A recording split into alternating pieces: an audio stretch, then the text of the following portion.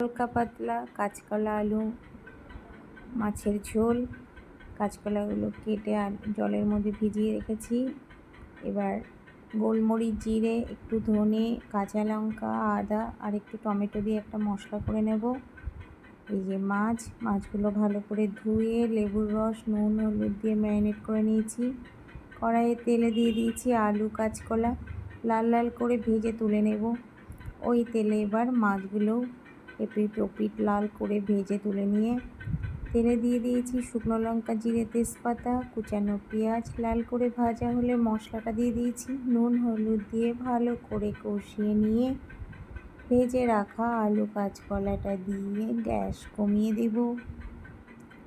এবার ভালো করে কষিয়ে নেব। যখন তেল ছেড়ে দেবে তখন আমি ঈষদুষ্ণ গরম জল দিয়ে দেব, দিয়ে ঢাকা দিয়ে দেব। ঝোলটা যেই ফুটে উঠবে তখন দিয়ে দেব ভেজে রাখা মাছগুলো। আমি আরও 2-3 মিনিটের জন্য একটু ঢাকা দেব। দেখো রঙটা দেখেই মনে হচ্ছে কেমন খেতে হয়েছে। নামানোর আগে একটু ভাজা গরম মশলা দিয়ে নামিয়ে নেব।